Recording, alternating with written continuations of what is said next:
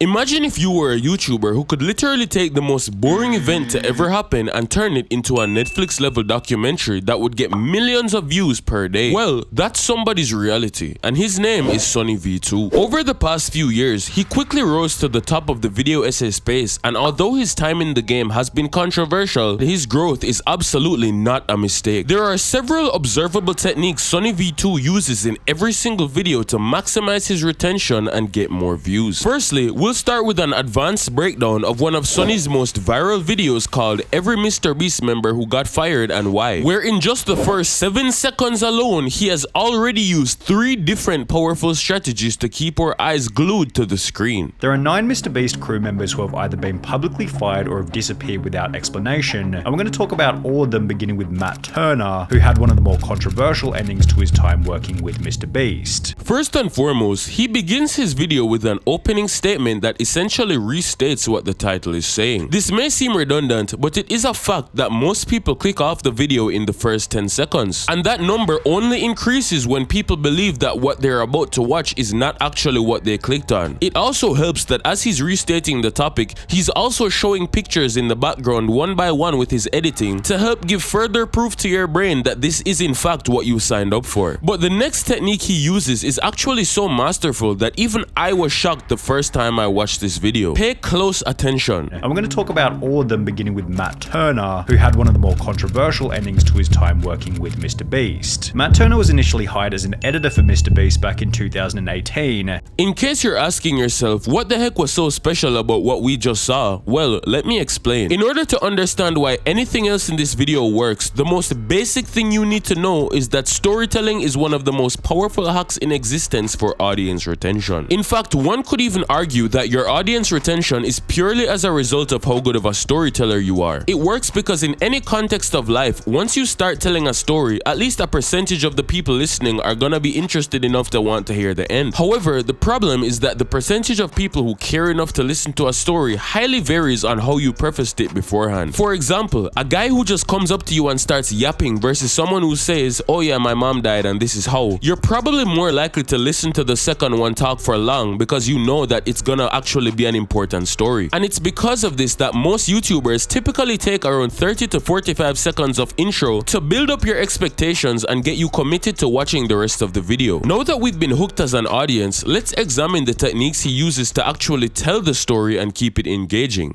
Matt Turner was initially hired as an editor for MrBeast back in 2018, yet only 5 months after getting hired, Matt would upload a video to his personal channel titled "Why I Quit Working for MrBeast," in which he'd explain that he was no longer on the team. Matt would then Once again, now that we've started a whole new paragraph, the first sentence is yet again restating what the story is gonna be about, so we know we aren't being lied to and that something crazy did actually happen. He then goes on to further prove this to us by actually showing the clip and letting the guy explain for himself. This was a dream job for so long. Which works wonders because people would often rather you show them than tell them. Another high-level trick to keep in mind is that he ensured to use subtitles for when the guy was talking, even though Sunny doesn't really use them for himself. This is because Sunny knows that he can't do any fancy editing while the guy's clips are on screen, so the audience is at risk of getting bored and clicking away. These subtitles are basically the least he can do to keep it engaging. And just as a tip for anyone who edits by playing other people's content in the middle, you can definitely lose viewers by letting these clips run on too long. That is, of course, if you're not actively using the technique of narration. Instead of being lazy and just letting the clips play out for a long time, Sunny ensures his viewers are always locked in by narrating over the entire thing.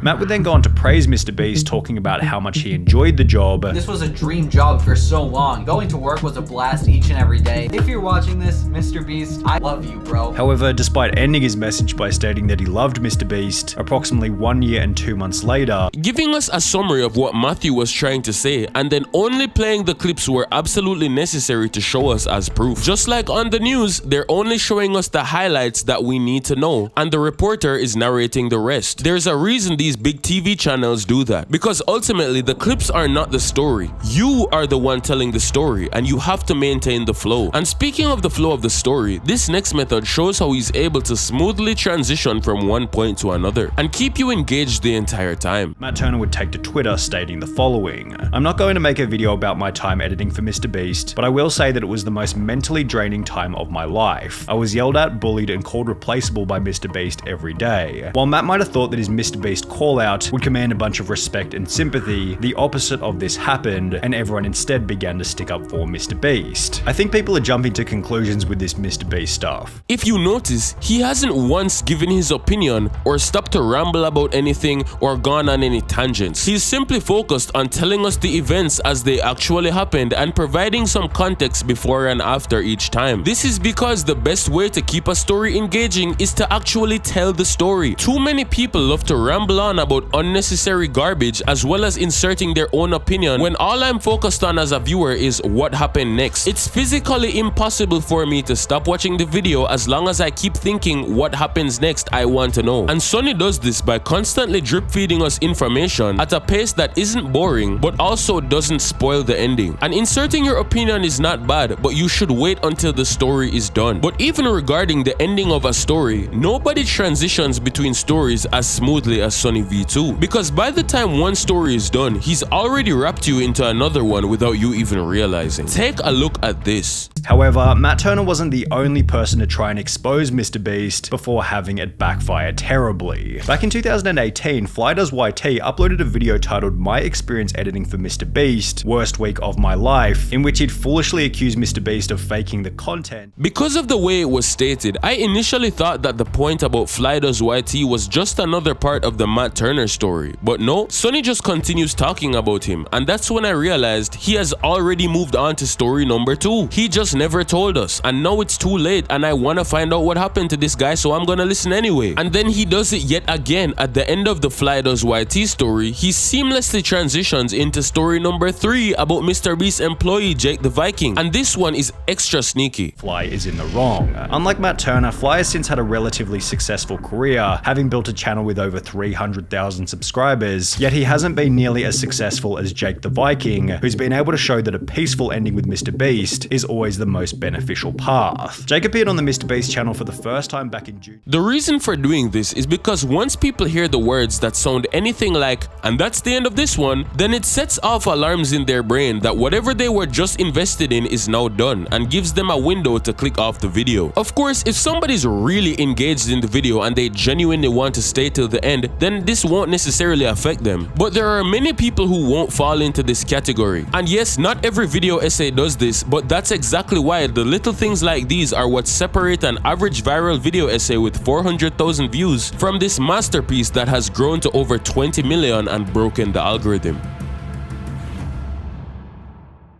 Which is something I talk more about in my breakdown of how Alex Hormozi garnered over 700 million views in just a short time on this platform. So click the video on your screen right now to learn those advanced level tactics, and as always, this content has been decoded.